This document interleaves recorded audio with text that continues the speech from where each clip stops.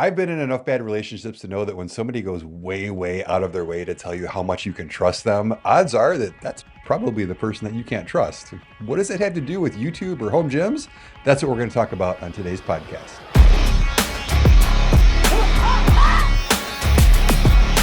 Welcome back to the GymCrafter podcast, everybody. My name is Tim. I am the head gym nerd here at GymCrafter.com, and I am not dead. Yes, I am alive and back at it.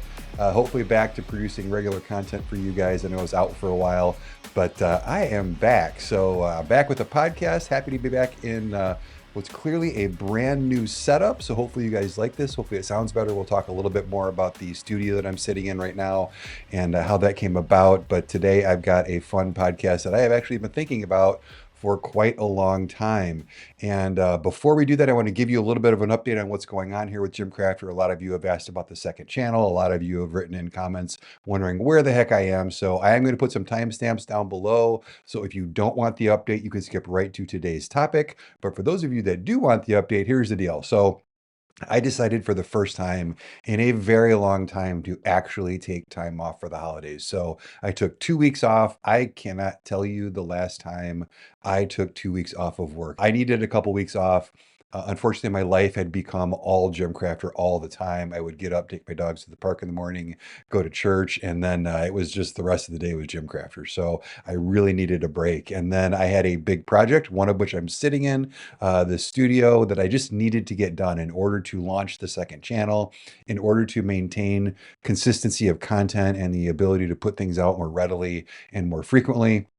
And to make my life easier, I needed to set up the studio, and I am a technical idiot. So I cannot tell you how long it's taken me to get the light set up, to get the camera set up, to get a new microphone set up. So hopefully, hey, if you guys listen on the podcast feeds on Spotify or Apple Podcasts, let me know how this sounds. I know one of the things I really wanted to improve was I was listening to some of my podcasts on Spotify, and boy, did the microphone I was using sound like crap there. Sounds fine on YouTube, but boy, did it sound poor there. So I wanted to get a nice mic, and it's been a headache. I've spent an entire day, and this is the second time I'm recording this podcast just because I can't get the stupid mic to sound right. So that's really been what I've been up to. Nothing major, nothing big. And then I did spend a lot of time eating, which I'll talk about. So, but that's where I've been. But I am okay. Everything's fine. Everything's going well, and honestly, things are really really good right now. I've taken out a bunch of things. So what I realized when I was off is that you know. Having your work be at home, it's just you're always at work. And so I realized that I had kind of punted everything in my life to build the GymCrafter YouTube channel, and I'd stopped doing lots of other things, and I realized that I need to integrate those things back into my life. So I'm back playing in my disc golf league every Thursday mornings. A lot of you guys know I play competitive disc golf, so I'm doing that again. I'd stopped doing that. I'm taking golf lessons because I want to hit the ground running this spring, and I haven't played golf in a long time, and I think I really have a chance to finally get out there and actually hit some balls, which is going to be nice. And so I'm also an assistant high school basketball coach. A buddy of mine is the coach for a very small local private Catholic high school, and they needed an assistant coach, so I'm doing that. And boy, did that highlight that I am out of shape. But try playing full court basketball with 16 to 18-year-olds, and that'll let you know just how out of shape you are. So that's what's been going on. So I've had some other things going on, and quite honestly, I had to take a look at my life and say, hey, does work need to be the central priority in your life, or do you work so that you can have a life outside of work? And I've really just had to shuffle some things around. So that's kind of what's been going on. So what does that mean to GymCrafter? That means that I'm kind of looking at my content schedule. I want to get back to weekly podcasts for you guys. I've got a ton of different topics to talk about. I have an editorial calendar listed out for the next 6 to 8 months. So I've got plenty of reviews, plenty of topics, plenty of gear to show you, and I want to get to that. But really what I want to do is I want to make sure that when I'm putting out content, that I'm putting out things that are valuable to you guys, that are good for you guys.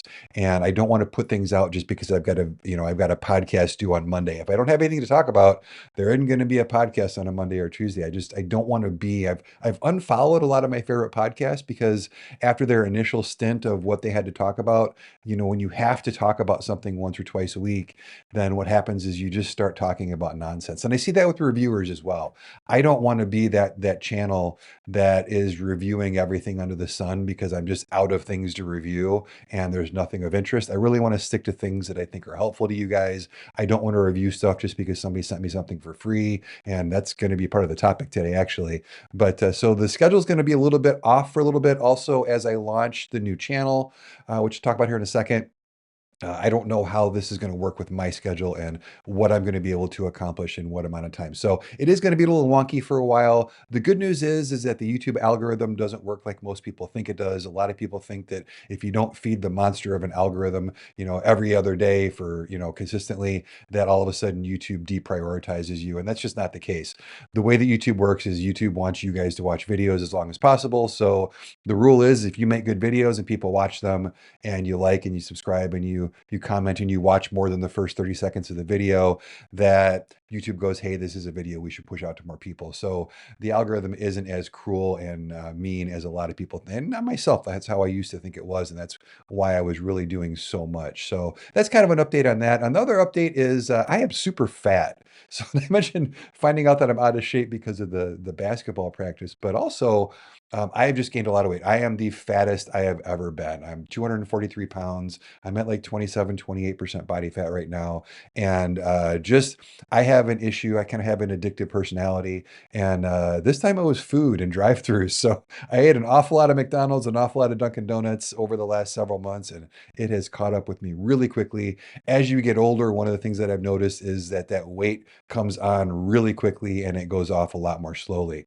Well, that pairs into the new channel and another big thing that happened over the last month, which is I kind of looked at my life and I said, hey, when have you made the most progress in your life and when have you had the most struggle? And the most struggle always comes when I try and figure things out on my own. The most progress has always been when I've hired a coach. So for example, I'm taking golf lessons because I could go to the range and just hit buckets of balls and then watch an unlimited number of YouTube videos that just confuses me and maybe get better. Or I could just go to an expert and say, show me how to get better. I actually walked in and he goes, what do you want out of the lessons? And I said, I just want to be able to have fun playing golf. I don't want to have to watch a bunch of YouTube. I don't want to have to do a bunch of crazy stuff. I just want somebody to help me get better enough to not be that guy on the golf course. If you play golf, you know what I mean by that. I don't want to be that guy that people are not happy they brought out on the course that's hitting the ball all over the place. I just want to be good enough to go out and play with friends and family.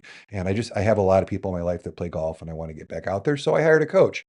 Same thing with my fitness. As a licensed personal trainer, I've gone through the ISSA certifications for strength and conditioning, nutrition, personal training, NCCPT certification, another certification through a gentleman named Dr. John Russin. And I've worked with John Russin before, and Dr. Russin was a big help to me back in 2019. So I dipped very deeply into my pockets and I hired Coach Russin again. So I'm super excited. I did pay to work with him one-on-one for the next year. He does every once in a while. He's got openings in his one-on-one online coaching program, and I am super excited. So that's going to be a big part of the new channel as well. To give you some insight into the new channel is going to have two parts to it. I finally figured out kind of how it's going to work. The first one is going to be my big old fat ass showing you guys how I'm not big and fat anymore. And it's just going to be kind of a weekly or bi-weekly update into what I'm doing, what it's like to work with a coach, what kind of training I'm doing, and just kind of a follow along. I think unfortunately what happens online is that there's a lot of people out there who are taking all kinds of steroids and testosterone and are in shape and have six packs. And we tend to gravitate to follow those people when in reality, those people have no idea what it's like to be sitting in the body that I'm sitting in right now. I just took progress pics yesterday for the first time. If you've never taken a progress pic from the back, I have fat rolls on my back. I didn't even know that was a thing for me.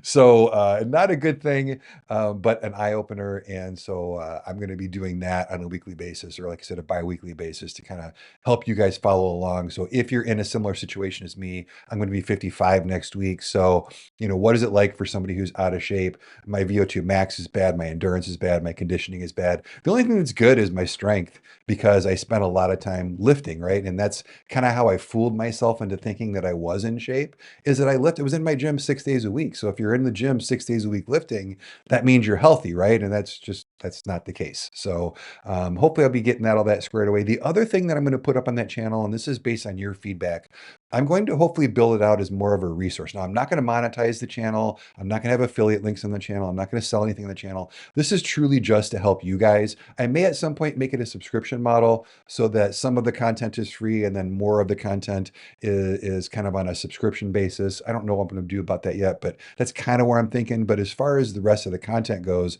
is I'm going to build out some playlists, and those playlists will be on topics that will hopefully help you guys, and they'll be short to the point videos. Yes, I am capable of doing short to the point videos, but I want to have like a playlist, for example, for, home gym alternatives to machines, and just have a bunch of stuff that you can go in and you go, hey, I'd like a leg press, but I don't have a leg press. So what can I do instead? So I want a playlist like that. I want a playlist that's just, hey, are you new to resistance training? Here's how to work with a barbell. Here's how to do, to work with a barbell safely. So I want to kind of do a bunch of different I want to do a nutrition playlist. I want to do a conditioning playlist. So basically I want to do it kind of like a digital book with different chapters. And then each of those chapters will have sections inside so that you guys can dip in and out and get to the things that help you. And they're all things that I would do with you as my client, as a personal trainer, trying to help you do what I'm doing right now. So if you're saying, hey, Tim, if you can do that, why didn't you just do that for yourself? It all comes down to, I just only have so much room in my head. And I will tell you that programming for yourself is just a terrible idea. And the more you know, the harder it gets, because you're always trying and tinkering and program hopping and things like that. And I really just needed somebody to come in and go, all right, Tim, let's do your assessments. Let's do your evaluations. Today, do this. Tomorrow, do that. For your nutrition, let's start here, and we'll start with this and we'll go from there. And the amount of mental stress and load that has been lifted from me by working with a coach who just kind of tells me this is what you need to do, and I trust him, and I know that he's going to do a great job, and I know that I'm going to get the results that I want. So I wanted to create that in a channel, but doing it for myself just wasn't cutting it. So that's kind of where everything is at. That's the update for GymCrafter. And again, this is going to be a little bit of a long episode because it's a great topic, but I also wanted to give you guys the update there. So another thing that I did when I was off, and this will lead into the topic today, is I watched a lot of YouTube reviews. So I watched a lot of golf club reviews because I'm kind of getting back into golf. So I watched a ton of golf reviews. I watched some camera equipment and microphone reviews and lighting reviews and things like that. I watch a lot of gun reviews. I do like to go to the range and shoot. So I watch a lot of those all the time anyway. And then of course I watched home gym equipment reviews, and I really tried to look at not just the review stuff because I was interested, but I really wanted to see what are people doing out there and what are they not doing out there, and what are some of the big issues with the YouTube review space as a whole.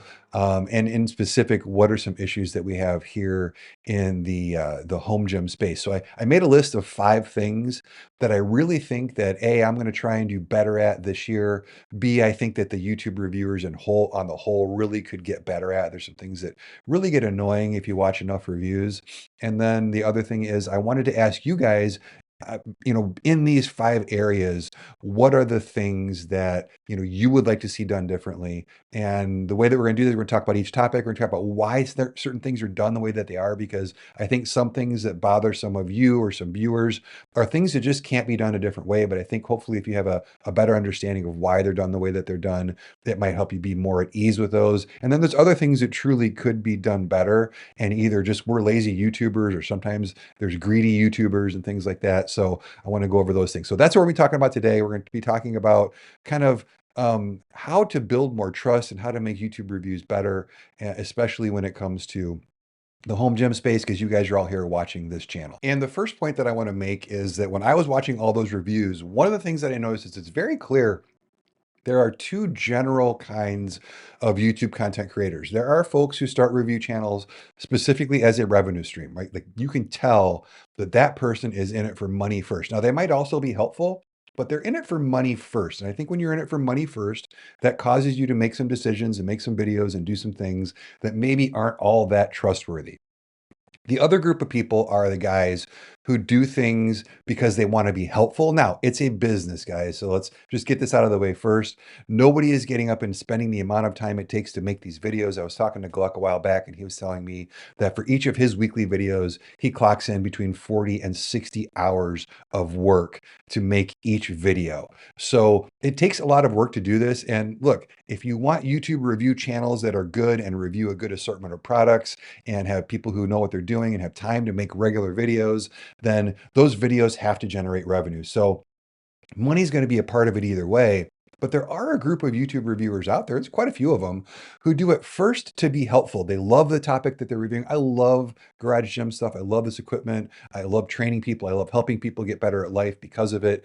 And that's why I do this. I really do this to help other people. It's why I'm starting the second channel and not monetizing it. I don't want to create another channel and then have you halfway through me helping you do something and then have a 60-second, you can't skip it commercial come on. I just want to be helpful. So I think there's a large group of people that are helpful. Yes, you'll also make money, but you can tell that their first goal is to be helpful, and that drives a lot of their decisions. And I think that's going to be something that I'm going to reference throughout this episode because you're going to see kind of that as a recurring theme all the way through. But let me talk about kind of the 5 areas where, you know, being money motivated and being kind of helpful motivated kind of shows its face pretty well. And the first one I want to talk about is free products. One of the things I realized, and I kind of knew this already, but it really hit home, is that in order to be a YouTube reviewer, in order to be a review channel, that's more than just a guy in their gym who's like, hey, I bought this stuff and I really like it. Let me show you. If you are going to do this for a living, especially, there is no way around getting free products. Like free products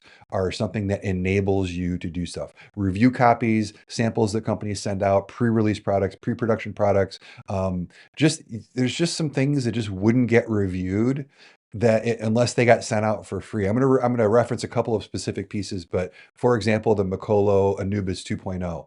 You've seen a million reviews on that. They offered to send me one. They've sent everybody who would say yes an Anubis 2.0. And look, nobody out there, Basement Brandon reviewed the Anubis 2.0. There is no way he's going to go spend a few $1,000s on the Mikolo all-in-one rack just for his YouTube channel. It's just never going to happen. So if you want to see bigger reviewers or people who do reviews for a living review these products, the only way they're going to get out there is if the company sends them out for free. So this is just a fact of life. The stuff is going to get sent out. It's the only reason that I'm able to review all of the stuff that I can, is that some of it gets sent out. Now, a lot of people still buy stuff, you know, everything rogue for the most part. I'm not sure about garage gym reviews, but I know for a fact that everybody else, if you see a rogue review, it's a paid for product. Like they do not send out free stuff. So there's a lot of reviewers out there. We know we have to pay for stuff.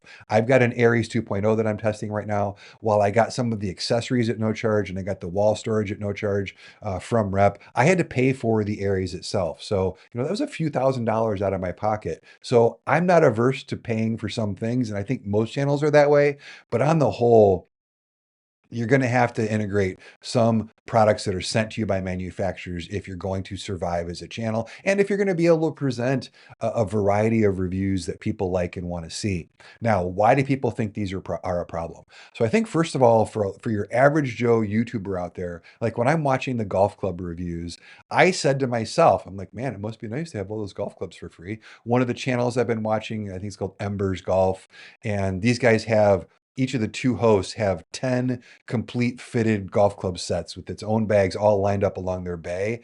And I'm going, man, it would be awesome if, man, I wish somebody would send me, you know, and the thing is that when you're sitting at home and you've got to pay for everything in your hobby, it's easy to think that if somebody sent you a set of golf clubs, that I would then just say these are the best golf clubs in the world because I got them for free. So I think that's one of the problems, is people look at it from a different perspective as somebody who doesn't have all that stuff, and they just automatically assume that you're going to say, hey, this is the best. What you really need to realize, though, is that because those guys get everything for free, there's no reason to be biased towards one or the other. And that's the same with most YouTube channels that review home gym equipment. Look, most of us, if we said yes to everything that was offered to us for free, we would have to rent a second warehouse to keep all the stuff in. And as bougie as this sounds, Free stuff doesn't really matter to me. It just means that I can do the review. I have enough stuff in my gym to just quit YouTube right now and just work out in the gym that I have for the rest of my life. I would never need to buy another thing. I don't need free stuff. The free stuff isn't going to, make me say one thing or another about a piece of equipment. It's just going to be just the way that I can get something on the channel. But I think that there are times that they are a problem, right? So that I don't think that free stuff comes without its issues. And so I kind of made a list of a few things here that these are the times where free stuff is a problem. First of all, there are channels out there and they're in every niche, right? They're not just in home gym reviews, although there's a lot of them with home gym stuff. And I call them fluff review channels. They're channels where they're just fluff, right? They're people get their free thing in, they get it in that morning, they unpack it, they take it out, they shoot a video because they want to get that affiliate link up in front of you as quick as possible. And they don't really take time with the product. They don't look at the product. They don't really evaluate the product. They just kind of give you this fluffy, this is what it is, here's what you'll see a lot of these. I'm going to give you a product tour type of a thing. And you can tell that the home gym equipment, especially, like I noticed this on even some of the biggest channels, I'll look like, for example, on Garage Gym Reviews, and you'll see that the J hooks have never even been marked once on a rack that they're testing. So it's like, did you actually use the rack or did you just put it together and then stand in front of it? So what happens is you get these fluff review channels. And I think that in that case, the free products are an issue. Is if the channel isn't interested in actually taking a look at the product, but they're just like, well, if you're going to send it to me, I'll make a review. I think then it does become a problem because you get bad reviews. And again, those bad reviews lead people to buy things that maybe they shouldn't, but that's kind of their point. Another one is smaller channels. Starting out in the review game, I don't know that I've ever told this story, but GymCrafter started as a website, and then Google decided that my website wasn't worth ranking on any pages of Google for the most part. And so I had to pivot and just do YouTube. And for the entire first year that I really focused on YouTube, I made zero money. I didn't, any dollar that I made got reinvested back into the channel. Microphones and cameras and lights and equipment to review. I made zero money. I literally, for a year, I lived on unemployment and savings to try and grow and build this channel. I gave myself a certain amount of time. I said, hey, if you're going to make this work, you've got this amount of time to make this work. I punted everything in my life. As I mentioned at the beginning, I quit playing disc golf. I quit playing golf. I quit doing anything other than I would go to church. I would go to the dog park and I would do this. So, it's rough at the beginning, right? And it's tempting when you're a new channel like that to just say yes to everything that's offered for free. And I did that, right? Like I spent a whole lot of time with a major fitness rack and a RitFit rack and things that I don't know that I would take the time to review at this point in the game. But boy, they helped me get my channel off the ground. So I said yes to a lot of that free stuff. And I could see as a new channel when I'm going, hey, I'm still living hand to mouth. I'm not making any money going, wow. I would like more free stuff from this company. For example, Major Fitness offered to send me literally everything that they sell. And you've seen some channels that review Major Fitness who have literally reviewed everything that they sell because they go, well, we'll send you this and then we'll send you our leg press and then we'll send you our new leg press and we'll send you this other rack. And when I started giving them bad reviews, that free stuff dried up. Right. Like, and they were bad reviews. If you guys have followed the channel, you know the deal with Major Fitness and me. And so while I was honest, I can see a lot of newer channels going, well, I don't want to ruin this source of products for me to review because I need to get the channel going. I need products to review. So I'm just going to give them kind of a fluff review or a nice review when maybe they don't deserve it. So I think sometimes, not always, because we all started as small channels and we didn't all do that. But I think that sometimes if you're a smaller channel, it can be tempting. Those free products can be tempting to kind of make you not necessarily review them as honest as possible. There are also channels that are just unwilling to buy anything to review. I mentioned that I bought a lot of stuff. I will continue to do that. If I think that it's going to be valuable to you guys and I can't get it from the manufacturer at no charge, I'm going to buy it. I'm doing my taxes right now. My account's like, how much money did you spend on gym equipment this year? It's a gross amount. So I don't have a problem doing that, but there are some channels who do have a problem doing that. When I used to work in the electronics industry, I used to get calls every day with these channels who are like, I have 100,000 followers and I want you to send me this and this and this. It wasn't even like, can you send me that? It's, you need to send me this. And they would get so offended when I wouldn't send them stuff. And I know YouTubers in this space who, unless the product is free, they will not review it. They won't buy anything to review. They are only going to review free stuff, which makes for kind of a crappy channel. You're really missing out on a lot of the things that could help people. But because you have to keep that free product pipeline coming, then that kind of becomes an issue. I also see it becoming an issue because it creates a lot of Me Too channels, right? Like as a viewer, you could watch YouTube and you could watch all the home gym channels and you could find all of the products that are being sent out for free. You clearly know that Makolo sent out those Anubis 2.0s for free. That's why they're on so many channels. You know that Lions Cool has sent out their new leg developer to anybody who would say yes, another one that I turned down.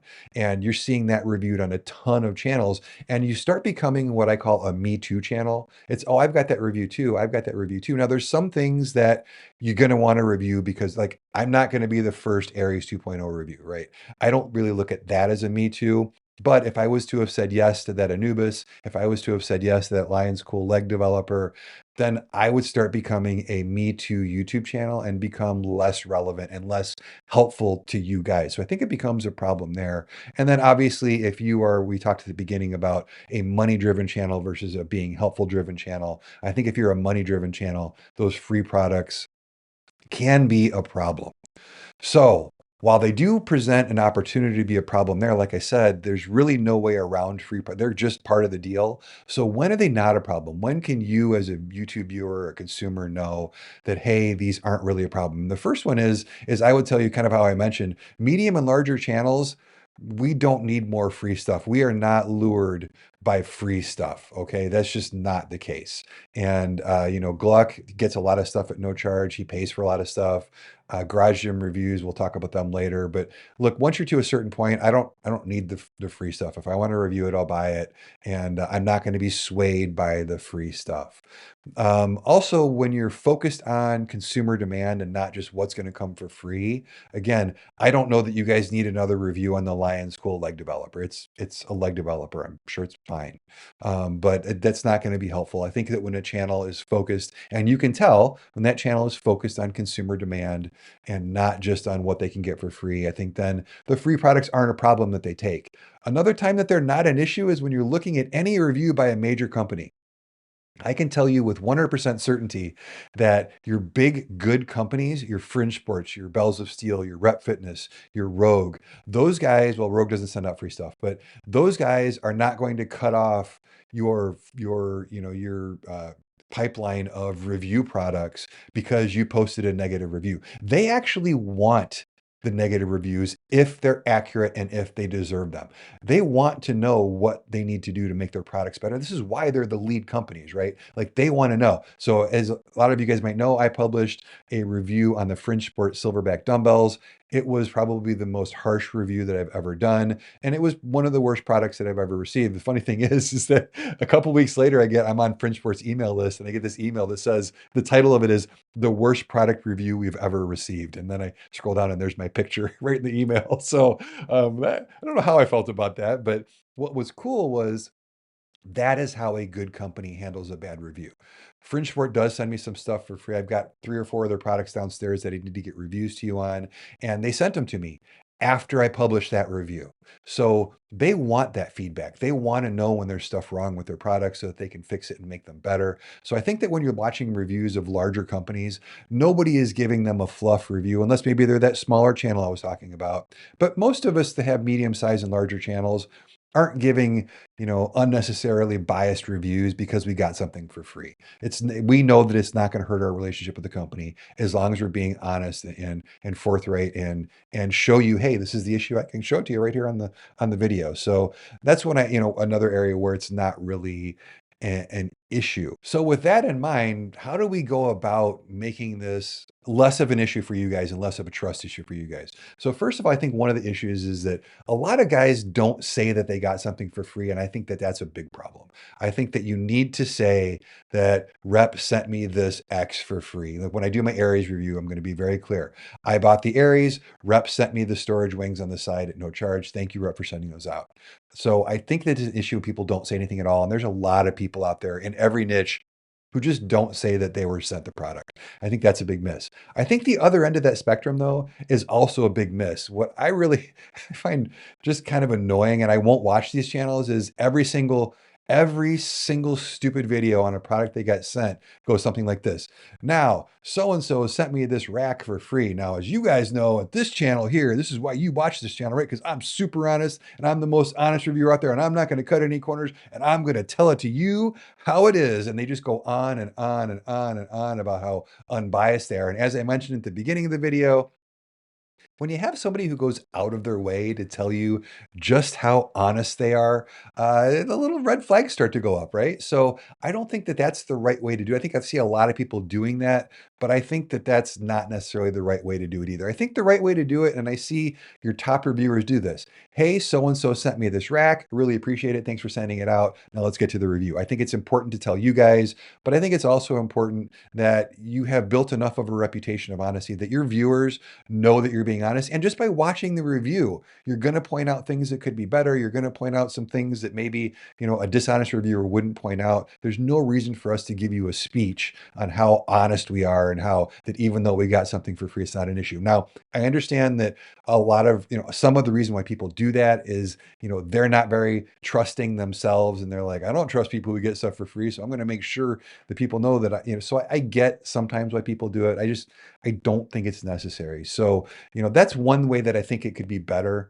I think another thing is, I think sometimes we make our content for the lowest common denominator. Look, there are people out there who are never going to trust anything a YouTube reviewer says ever for any reason, period. I know because a lot of you have commented on my videos and you're just like, I'm never going to click an affiliate link. I'm never going to trust anything anybody says. You guys shouldn't get stuff for free. I even have a lot of people who go, they should send us the stuff for free, not you. And it's like, okay, well, you don't understand how business works and marketing works. That's fine. I'm never going to change your mind. But I would say that most of the viewers, most of you guys are reasonable people, and most of you guys understand what I started this whole segment with, which is products at no charge are part of how reviews on YouTube get done. That's how they've always been done. That's just kind of how it is. It's just the way that the thing works. Without those things, you don't get review channels, right?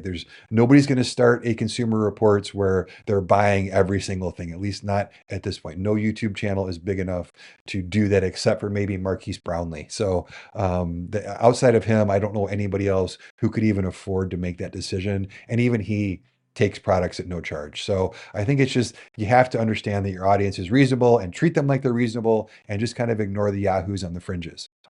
Also, I think that as reviewers, if over time we're fair, we're balanced, we tell you guys the good, we tell you guys the bad, we tell you guys, maybe this product isn't right for you, maybe it is right for you. I think that you guys will get a feel over time. And I think that's why it's important to subscribe to certain channels. I think that if you are in this space and you're looking to build a gym, or you're just a gym guy and you like this content, that it's important that you find the people, you find your people, right? Like you find the guys that that over time that you can trust. So that's another thing that we could do. And then the last thing is, I think that maybe as reviewers, and this is something I'm really going to work on, is we maybe need to stop with the clickbait titles of, is this the best budget leg machine ever made? And it's like, well, Lions Cool sent it to you for free. So, and I don't see any other leg machine reviews in your video history. So maybe for you, it's the best one you've ever tested because it's the only one you've ever tested.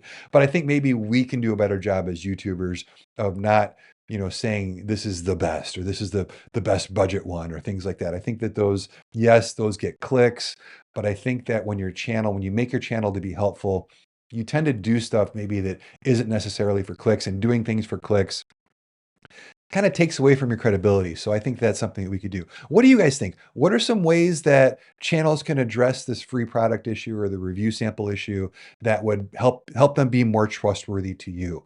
Obviously some of you are going to say you just don't take the free stuff, but like I said, that's not an option. So within the parameters of, we're going to get some stuff at no charge from companies, what do you guys think is the best way? Are there any suggestions you have for me going forward, suggestions you have for other channels going forward? I really would love to know. Hit me up in the comments down below. As you guys know, I answer all the comments down there, and I'd love to talk to some of you about what, I may or may not be able to do. I can't promise you I'm going to act on all of your suggestions, but I will tell you that if we come up with something good, I'm happy to integrate it going forward so that free stuff is less of an issue for you guys going forward. So the second area of free stuff we need to talk about that causes issues in some of your minds, and rightly so, is something that's relatively new, and that is free trips to corporate headquarters to look at brand new products. You've seen recently a lot of people have been brought out to certain places. RitFit opened up a new showroom in California. They brought some people out there to look at their stuff. You've had Force USA bring a bunch of people out. I've gone to Force USA twice. I've gone to Body Salad twice. I've gone to the Tib Bar guy in Cincinnati. And you're starting to see this as a thing in this industry. And I understand why it's a thing, but I also understand why people think it's a problem. So basically, if you're not familiar, what happens is a company has a product they want to get out and they want to get some videos out in the YouTube space and they want to get some reviews out there. But instead of sending, instead of Force USA sending, $6,000 racks out to 6 reviewers, they can fly 6 people in, they can fly 12 people in for a lot less money, and it's more cost effective for them. So they'll bring us out, they'll put us up in a hotel, they'll feed us, and then they'll allow us to shoot content there. And so that's what they are. And I understand why people think they're a problem. First of all, there's two big reasons why people think this is a problem. Number one, I think that people think that because you went on a trip, that you're beholden to that company because you're sitting in their corporate headquarters. And if it was them, they're like, well, how could I say something bad about this? The president of the company is standing right over there. And by the way, everywhere I've gone, all of these companies leave you alone. Like they're not standing there watching you shoot your videos. They go away. They go because they have jobs to do, number one, but they're not looking over your shoulder. I've never had somebody looking over my shoulder when I've gone to one of these trips. But I think that a lot of people think that they are, that they're going, you don't say that bad. And that, maybe you're sitting there thinking, being self-conscious of they just paid for my dinner last night. So gee, I want to say just nice things. So I get that the perception isn't always that great. Another issue with trust is honestly, how much time could you have possibly spent with the equipment, right? Like you flew out, you got into the airport, you drove to their headquarters, you got your rental car, and you show up and you're like, hey, I'm here to review the thing. And you just flip on your camera and you goes like, how much time did you actually spend? How much of a review could this actually be? So there's some concern there as well, right? I think that the third reason why people think they're a problem is because all of the videos come out on the same day, which we'll talk about in a second, but they all come out on the same day. They all look kind of the same, which makes it look like a marketing campaign. It doesn't make it look like genuine, authentic reviews. It makes it look like this is a marketing plan by the company, which, by the way, it is a marketing plan from the company. They absolutely want a bunch of videos out on their pre-order launch day, 100%.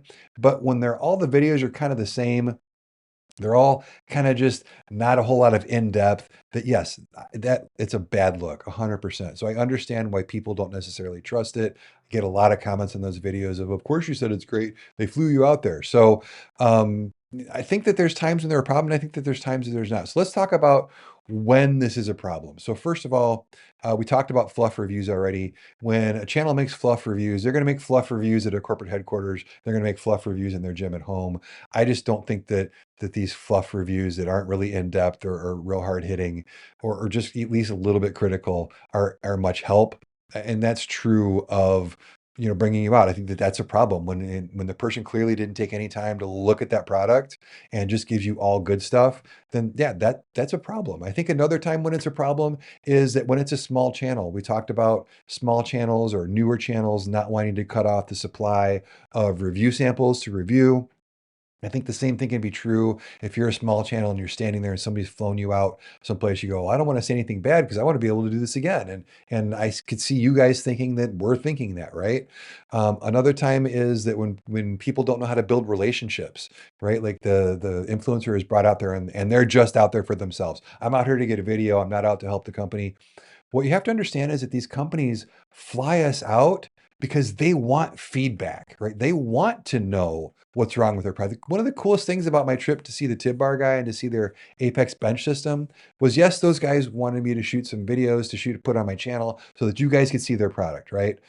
But they also wanted our feedback. An awful lot of changes had been made to that bench between the time all of the YouTubers went out there to look at it and the time the production models are going to come out sometime in March. The reason they had us out when they did is because they wanted feedback and time to make changes for the first production run. And they made a ton of changes. So if you're out there for yourself and you don't know how to build relationships and you're out there just to get your video and go home, you're going to shoot kind of a crappy video. But if you're out there with the mindset of these guys flew me out to get hands-on with their new product so that I could give them feedback, that's not only going to help them, but it's going to come across in a much better video. And you can tell The people who went out, the tip bar guy videos are a great example. Some of the videos are just like, this is good, this is good, this is cool, it does this, it does this, it does this. You should buy this bench. A couple of us, myself included, took the time to say this could be better, this could be different, this tolerance is bad, this gap should be smaller, things like that. And I think that that makes better videos. And when you don't do that, it makes for not the best content. I think another time that this becomes a problem is when people aren't out there to work. For those of you who have traveled for work before, you know that, look, guys, I think some people have said, oh, it must be nice to get a free trip to Utah. And yes, Utah was beautiful. I got to see the mountains from the In-N-Out drive-through. Because you basically on a work trip, you clock out, you clock in when you leave your house, you clock out when you get home. It is 24/7 work. For those of you guys out there who travel for business, you know what I'm talking about. There is no leisure time. There is no time to go see stuff. There is no time to be a tourist. And so, but I think that sometimes, if an influencer or a YouTuber does go out and they're like, I'm going to make a trip out of this, that it can be a problem, right? And I can see that the temptation, but trust me, guys, these are the longest work days I put in, period. Home Gym Con actually is the longest work days that I put in, but a very close second are these trips. I am working every moment that I'm awake, and I do editing while I'm eating. It's not, the trip isn't a thing, but I think that if you're going there for the trip and not the review, that can definitely be a problem. Another time, and I haven't seen this yet, but I'm sure I will, is if you see people start to go to kind of shady companies. Better companies want your feedback. They want you to look at the product. They want you to tell them every single time I've gone to one of these corporate headquarters, the first thing they say is, please let us know what we need to change. Please let us know what you think. And it's important that we give that feedback, but disreputable companies aren't going to want that. There are going to start being people who bring people out, and I'm going to use Spedience as an example. Spedience is not a reputable company, in my opinion, based on my interactions with them. Just based on what they want from content creators. That's why you'll never see a Spedience video from me. What they want us to do is it's just downright just not good, and it's just not honest. They want to be able to edit your videos. They want to be able to tell you what not to publish and what to publish. And it's not a good thing. All of the Spedience videos you've ever seen are positive because that's all that they'll let out there. So yeah, if you see people going to trips to companies like that, I would be wary. But when you see people I've seen people go to the Fringe Sport headquarters. I've seen people in rep showrooms. If they're a good company, you can rest assured most likely that, at least from the company's perspective, the company's not exerting pressure on that person to make a positive video when they maybe don't deserve one. Most of those companies want an honest video. Um, so how do we combat that? When are they not a problem? I think that number one, I think that one thing that we need to do different is that we need to be more transparent, and that we need to tell you, and this is something I definitely could get better at. They're not a problem when you go out and you're honest that this isn't a review. Now, when I went out to the tip bar guy, I spent the entire first day shooting B-roll because I wanted to have a good amount of experience with the bench and the ecosystem before I shot the review. And again, it wasn't a review, and that's something I need to change. In fact, a few of you commented, this wasn't a review. This was a product overview. You're 100% right. I think that we as YouTubers need to be very clear. I got here yesterday. I've looked at this product for 3 hours. I'm now shooting the video. Let me be clear. This is not a review. I haven't put it through its paces. It's not a 6 month of use in my garage review. This is just kind of introducing you to this new product, which I got to see before you did, so that you could see some things maybe you wouldn't normally see on a website. I think it's important for us to do that. And I think that if the YouTuber does that at the beginning of the video, then these trips aren't really a problem if the video starts out that way. I think also if they give you a balanced review, again, if they take time to look for feedback to give to the company, and then they include that feedback in the video. These are the things that I like. These are the things that I didn't like. I think then it's not a problem. And I think that if you're looking at a small channel, maybe you can look at it with a little bit of skepticism. But I have to tell you that if you're looking at a medium to larger size channel who goes out to these places, guys, we are not out there to do fluff. Honestly, it's more work than you can imagine for us to go on these trips. So if you're looking at a medium size or larger YouTube channel, look, it costs us in a lot of cases more than we're going to get out of the trip. I just go because I'm a gym dork, and it's like, oh, you want me to look at a prototype? Sure, that's really cool to me because I'm a gym dork, right? And I would like to bring you guys that stuff. I want to bring you guys some cool stuff. So if I think it's cool, I'm going to go. And Body Solid's a great example. So Body Solid, I spent tons of time shooting videos on that stuff. I picked products that I thought you guys would like to see that you haven't seen before. And quite honestly, just through affiliate income and things like that, those trips were a net loss for me. But I do them because I like to bring you stuff and I like to show you stuff. So when you're looking at larger channels to do that, keep in mind that we would make more money staying home. So if we're doing it, we're legitimately doing it to help you, not to be money focused. So why do we do it then? Like, if it's a net loss, why do we do it? So there's a couple reasons. Number one, like I said, I like to bring you guys cool stuff, but that's not everybody. One of the big ones is the 800-pound gorilla in this space is Garage Gym Reviews. And one of the advantages Garage Gym Reviews has is they get almost everything before any of us do. Right? Like they get the new Rogue product a month before any of us get it. And they get the new Rep product well before any of us get it. So they can have an actual full review out the day that the product launches. And I can't do that. I get it at the same time you guys do. If it's a brand new product, I've got to pre-order it just like you. I've got to wait for the pre-order. Then I've got to get it in my gym. Then I've got to test it. And the Garage Gym Reviews video has been out for 2 months already. And when you're doing this for a living, as I mentioned at the beginning, this has to support me. This is my job. This is my business. So while I want to be as helpful as possible, I also have to be cognizant of what's going to bring in revenue. And when I have an opportunity to get to a product and to get a video out on that product before other people, I'm going to take that opportunity because it builds more viewers, it builds more subscribers, it grows the channel, it makes people more interested in my channel. And yes, it gives me a better chance if the product is nice and my review helped you make a decision. You click on the affiliate link, which we'll talk about affiliate links last in this video. Then yes, it gives me more of an opportunity to make more of an income. Garage Gym Reviews makes millions and millions of dollars a year. And a big part of that is they get things first and they put it in front of a gigantic audience before anybody else does. So the lion's share of the clicks through affiliate links goes to Garage Gym Reviews. So why do all of us take these trips? Because it isn't very often that we get a chance to scoop Garage Gym Reviews. So when I get a chance to look at a bench ecosystem that Garage Gym Reviews is not going to publish a review of anytime soon, I'm going to say yes, just because I want that advantage over that other channel. Another one is that these companies, for the Tib Bar guy, they only had one bench. They couldn't send this to everybody. It's like, come here and see this bench or you don't get to see it, right? So that's a big part of it is if I wanted to show you guys that bench, I had to go there. The other one is for smaller creators, and I know I said that sometimes you got to look at them skeptically, but it doesn't behoove these companies to send out the product to channels with a low number of subscribers. One of the reasons I still have to pay for most of my stuff from Rep Fitness is because my channel doesn't have enough views, enough subscribers to warrant them making the business decision of sending me an Aries 2.0 at no charge. I had to pay for it because they're not going to, right? They're not going to generate enough Aries 2.0 sales off of any content that I make to warrant them sending it to me for free. And so what companies do is, hey, I might not be able to send you 10 guys, a C20 from Forest USA at $6,000 or $6,500 or whatever it is. But we can't afford to bring you here. So that's kind of why it's done that way. Why do we all release the video on the same day? Again, it's just what I said. You want to be first to market with a review wins. Like you'll get the most views, you'll get the most clicks, you'll get the most comments, you'll get the most shares. It really helps your channel. It really helps your business. To get it out right away. So all of us release our videos on the same day. I know that if you follow Garage Gym YouTube for enjoyment, it's annoying as heck to be like, oh, another Anubis 2.0 review. Look at that. They all come out at the same time.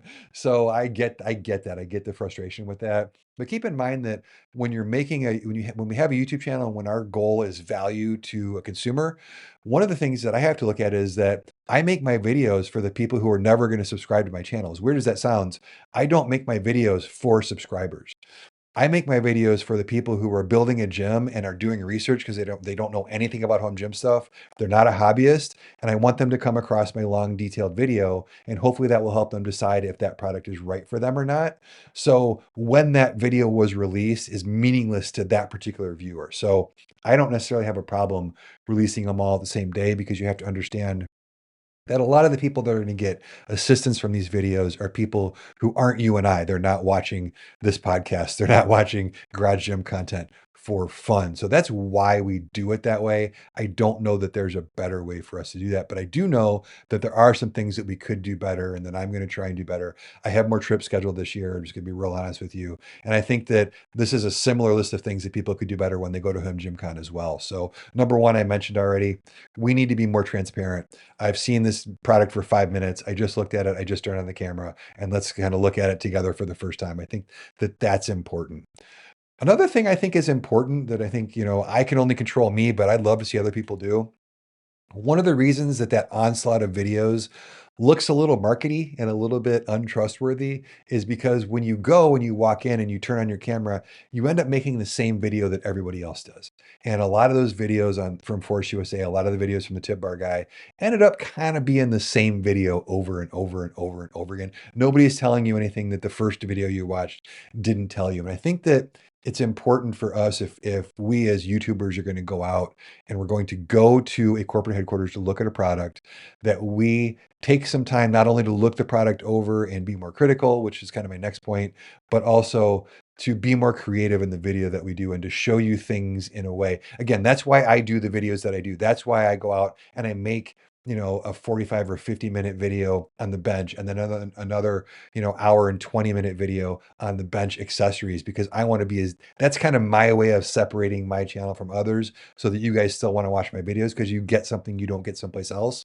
But I think that, every time we do that, we need to it's why I don't watch booth tours from Home Gym Con. I already watched one person walk through that booth. I don't need to see 17 other creators walk through the same booth. Like, I don't need to watch an ATX booth tour more than once. So I think that Home Gym Con 2, we need to be more creative in our approach into what we bring you. So that could definitely be better. I think that, like I said, we need to be more critical of the products. I think that we need to take some time and go, hey, I did find a few things that could be better on this product. And I think that we just need to do a better job overall of creating quality content when we're out at these places so that you guys are more trustworthy. And it's something that you value, because I enjoy going on these trips. I don't enjoy people saying that, hey, you were bought and paid for by the manufacturer, because it's definitely not the case.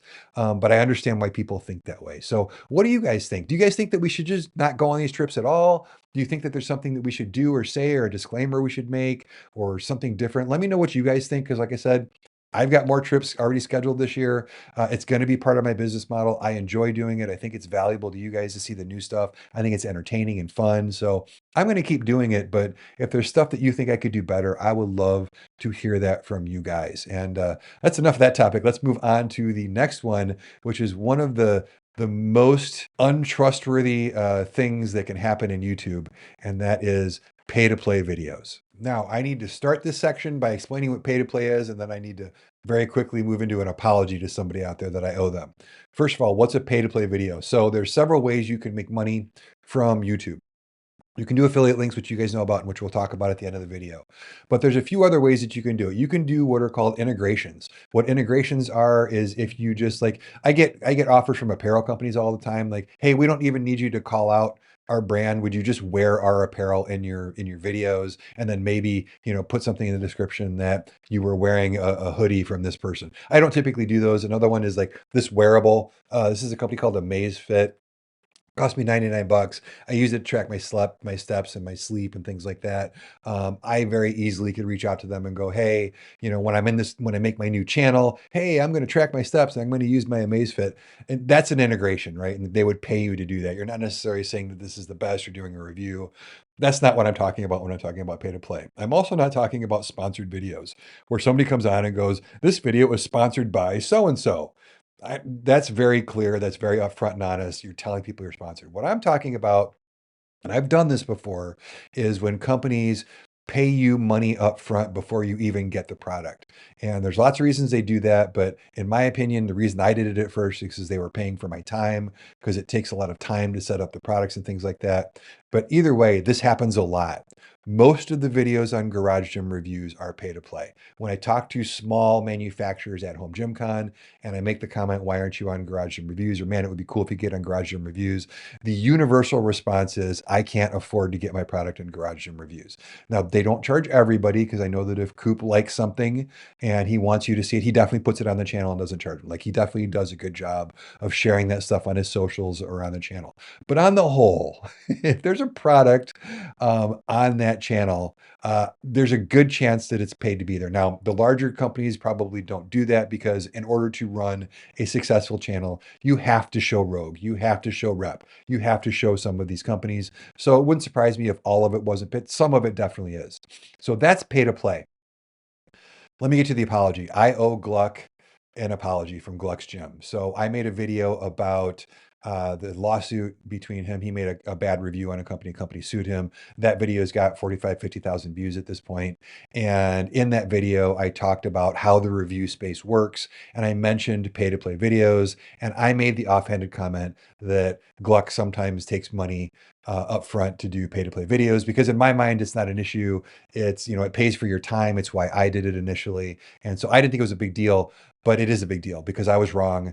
I made a statement about him that wasn't accurate and wasn't based on me talking to him first. And I talked to him enough to where I should have just asked him before saying that. And he reached out and said, hey man, I don't do that. And I 100% believe him. He had no reason to reach out and say he didn't do that. So I apologize for doing that. I don't like to say things that are inaccurate, especially when it can reflect poorly on somebody's reputation. So Mr. Adrian Gluck, I apologize for that. And no, he didn't threaten to sue me to say that. I just have felt really bad since I did it. And this is the first opportunity I've had on video to say I'm sorry for that. And also to tell you that because of the conversation that he and I had about that, I have decided that I will not be doing that anytime in the future. And I've only done it twice in the past, to be very transparent. I've talked about it before. I had a RitFit rack and I had a Major Fitness rack. I charged both of them up front because reviewing racks take a very long time. Putting them together take a very long time. And at the time, I was not making a ton of money. So I asked them for money up front. It didn't affect my reviews.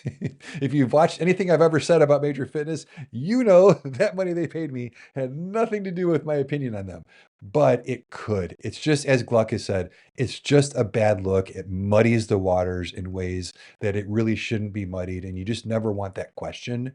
So, like I said, apologies to Gluck, but also Gluck has that conversation. I won't ever do it. I was kind of open to it before because of the paid for your time thing. I'm just not going to do it. No shade on people who do it. We're going to talk about that here in a second. But for me, it's something that I won't ever do on this channel because, again, it's not a good look. And it's almost impossible for that not to bias your review. So let's talk about, how often does this happen? This happens a lot, guys. I know a lot of channels, and I know for a fact that we've talked about, this isn't a guess on my part like I did with Gluck. I know that people do this, and their reasoning is exactly what I said. Either number one is part of their business model. There are just some companies who will pay you up front. When I had my run-in with Major Fitness, they actually offered me, I think it was $5,000 a month to be an official product tester for them. And they would just send me all of their new stuff as it came out.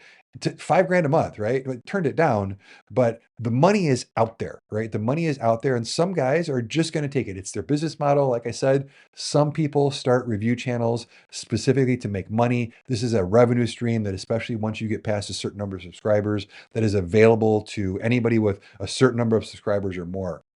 And the more subscribers you have, the more it's available to you. So it happens a lot. There's also guys who are honest, but because they do this as a side gig, or they do it, it's not their main source of income. The way that they look at it is that if I'm going, like, and this is how I looked at it. If I'm going to take an entire day to put together your rack, and now I'm going to spend the next 6 months training on a product that I don't want to train on. I did not want to train on either the RitFit rack or the Major Fitness rack. That was the least pleasurable 6 months in my gym, not because the RitFit was a bad rack. The RitFit was good. The Major Fitness was bad, but just, I don't use a Smith machine. I don't like plate loaded cable systems. Like I just didn't enjoy training on that stuff. So in my mind, it's just you're paying me for the inconvenience. So I understand why some guys do that, but like I said, I just don't know that it's a great look. So what are the problems with this? Obviously there's problems with this, right? But I think the biggest problem is no one discloses this. This is one area where people might tell you that they have affiliate links and that they make a commission on that. People might tell you that they got a free product. Nobody says this company is paying me. Nobody says this company has sent me money up front before I review this. Nobody discloses this. Even the guys that I know that do this and are honest and do good reviews don't disclose this to their viewers. And I think that that's a huge problem. To me, that's a gigantic problem because if you're not willing to say it, then you know there's an issue. Like, right? Like if you're not willing to disclose it, then you know that there's an issue, even if it just means that people aren't going to trust you. And I think that's why they don't, because they know that as soon, if I was to get up on every review and go, okay, so-and-so paid me $3,000 for my time to do this review, you'd be like, yeah, this, I'm not even going to watch this review. Of course it's going to be wrong and dishonest. So that's a problem. The second problem is that with money comes contracts. And those contracts are like what I talked about with Speedians.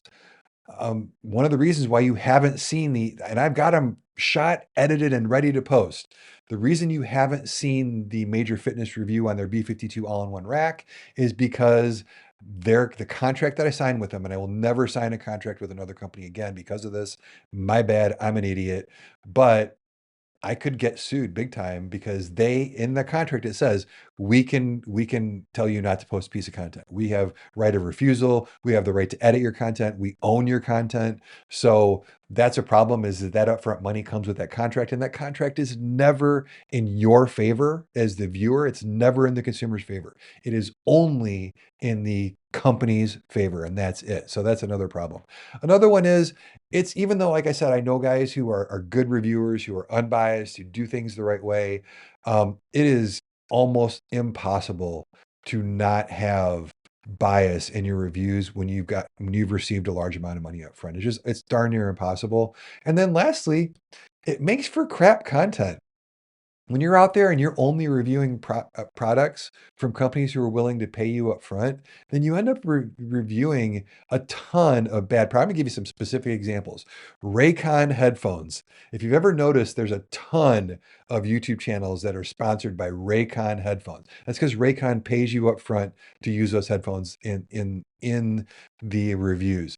Bob and Brad massage guns. Bob and Brad massage guns are, if you have a big enough channel, they will pay you up front to feature Bob and Brad massage guns. So there's a ton, and you get these channels where it's like, okay, it's a home gym channel, and all of a sudden, why are they doing massage gun reviews and Raycon headphone reviews and shaker bottle reviews and food processor reviews? And it's like all this weird assortment of stuff. And it's like, you haven't actually reviewed a piece of gym equipment in months, but you've got a lot of reviews. Like it turns your channel into just something that in my mind isn't valuable to the community. It's not valuable to the consumer, and it's just kind of junky, right? It's just kind of just crap content. So like I said, I think that the best way is to avoid that altogether. I'm with Gluck on this. I'm never going to do that in the future. You can rest assured that you're never going to see a review on this channel where I received any kind of compensation up front at all.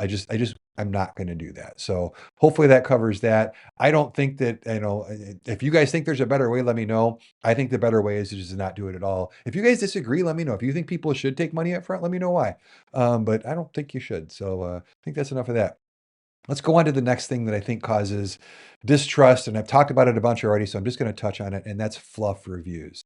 I think one of the biggest problems in the entire review space on YouTube, no matter what you're looking at, whether I'm looking at a gun review, whether I'm looking at a golf club review, whether I'm looking at a camera lens review or a microphone review or a barbell review. As I watched a ton of reviews over the last month, nothing upset me more. Well, maybe the people who insist they're honest. After that, the thing that upset me the most was really, man, just so many reviews where I didn't learn anything. It's like I could have just read the website and learned exactly. You didn't show me anything. You didn't help me learn anything good. You didn't help me learn anything bad. You were literally just reciting the features of a product. And man, That's just awful. That's not helpful to anybody. You're literally just, and the reason why they do it is I'm just going to put up a review as quick as possible. They're lazy. That's why they happen. You know, who does these reviews? Lazy people do these reviews. People who don't want to take the time to actually put a product to the test. That's a problem, right? Also, who else does them? People who don't work out in the gym space. This is where you get the guys, you know, now I hear the comment all the time, bro, you don't even look like you work out. Why should I take your advice? There's a difference between looking like you work out and actually working out. Look, different people have different bodies, different people do different types of training. I think it's important that you work out and you train. I'm a personal trainer. I train people here in the gym. I think it's important that you have experience with this stuff and that you know how to use this stuff in order to review it well. And unfortunately, what you see is some of those guys who don't look like they work out, it's because they don't work out and they don't use this stuff. So it's a valid criticism in those cases. And that's why you get the fluff reviews, right? That's why you get reviews that don't actually tell you anything. We talked about the money driven guys. The money driven guys tend to do fluff reviews because they just want to churn those reviews so much. And man, there's a couple channels that I watch, but it's like I'm starting to not watch them anymore because these people put out videos every 2 days, and it's like, you know what? It's just fluff at this point. You're not telling me anything. You clearly you haven't had a chance to use this stuff if you're putting out that many reviews. I really think that if you're doing, I think Gluck, you know, going back to Gluck, is that's why he does one video a week, is because that's all you can really dig into. You know, Michael over Jungle Gym Reviews has gone to twice a week, and I'm kind of, so far I think he's done a good job, but I think at some point it's like you stop being able to put things through its paces and you start just kind of glossing over stuff and you start not going as in depth and you start missing things that you would see if you use something for a while. Like, how am I going to tell you if something lasts if I don't actually use it and I don't actually lift with it? So I think that, you know, these fluff reviews, they're done by people who are maybe trying to go too fast and put out too many reviews and things like that. I think also you get a lot of people out there who start these review channels thinking, I'm going to start a review channel and that's going to furnish my gym. And then once I get everything out for my gym, I'm not going to do any reviews anymore. So you see those guys, these are the channels that you see pop up and they'll do a bunch of reviews and they just disappear. A lot of times that's what they were doing. They were thinking that if they had a YouTube channel that they would just get a bunch of stuff for free. And maybe they did, but that's why they did it. The other thing is there's actually, if you get enough subscribers, there's a decent revenue stream in selling the products that you get, especially if you get them at no charge. Because I know a lot of guys, they make a point to give them to friends and family, but you only have so many friends and family. And quite honestly, the stuff that doesn't fit in my garage anymore goes on Facebook Marketplace. I sell it for a good price. It's generally, you know, only been used for 6 to 8 months. People get a good deal on something. I get a product to review, and then part of my income is selling this stuff. Well, when your revenue model centers on that, and that's what you're in it for, then A, you're going to take every free product like we talked about at the beginning, and then B, you're not going to want to keep it long enough to do a good in-depth review because your goal is to flip it. So you literally get it in the morning, you build it, you shoot your review, you put it on Facebook Marketplace that night, and there's a bunch of channels where you know based on what their gym looks like. There's a couple in particular where every time they show their gym, they've got 5 new all-in-one racks, right? Like it's like, how do you have 5 new all-in-one racks in your gym in every video? It's because their business model is flipping this stuff. They found these low entry level companies who are willing to send them stuff for free. They do a fluff review and then they flip it. So those are kind of the problems with that. How do we fix that? I don't know that there's a way to prevent that from happening. Unfortunately, or fortunately, because I got to have one, is anybody can have a YouTube channel. YouTube doesn't say, hey, you can only have a review channel if you're going to do a good, thorough job, right? They're just like, oh, you want to start a channel? Cool. We want to run commercials on your channel, get more subscribers. So unfortunately, that's not a way to fix it. There's no way to say, hey, only certain people are allowed. Now, only certain people get free stuff from manufacturers because those manufacturers only want people who are going to do good reviews. So that's why you see some of these fluff review channels don't get anything good usually. They're always reviewing Marake and Makolo and Major Fitness and RitFit and all of these entry level companies who will send stuff to smaller creators. But yeah, it's just unfortunately anybody can have one. So, but how do you guys fix that? And this is why I think it's important that, you know, when I look at my channel stats, only about 20, depending on the video, 20 to 40% of the people who watch the video are actually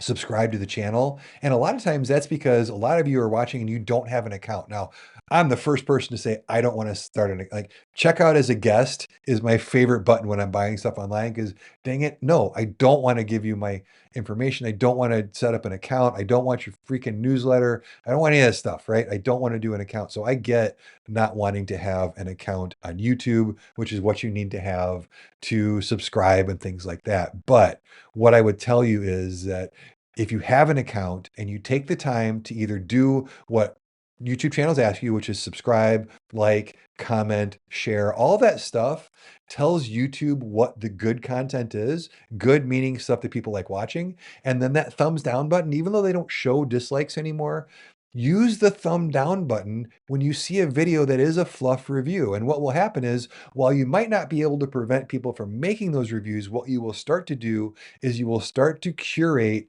your YouTube interface to show you only good stuff because you've told YouTube, I like this stuff, it's good. I don't like this stuff, it's bad. And while you can't change YouTube as a whole, you can't change the review landscape as a whole, you can tell YouTube, these are the people that I like. These are the types of things that I like. And that's what I did. So when I watch gun reviews, when I watch golf club reviews, when I watch camera reviews, things like that, YouTube just shows me all the stuff from the channels that I've said that I've liked, that I've interacted with, that I've commented on. So my algorithm is pretty good.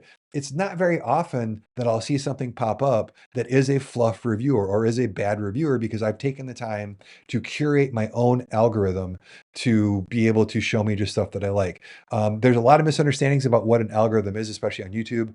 Guys, you are the algorithm. You're it. You're the algorithm. You are the one who controls it. So the algorithm is simply, like I said, YouTube wants you to watch as long as possible. So they're just going to serve you stuff that you watch as long as possible. That's the algorithm, you watching things. So it's super simple on YouTube. That's why some people are able to be as successful as they are. That's why Mr. Beast is so successful. He knows how to make you watch all of his videos past the first 30 seconds, which tells YouTube that people like his videos, right? It's as simple as that. There's no special hashtags. There's no special titles. There's no there's none of that crazy back-end stuff works. It's literally just, do people watch your videos? So you have a lot more control than you think on what shows up on your YouTube by doing that. Now, here's the last one.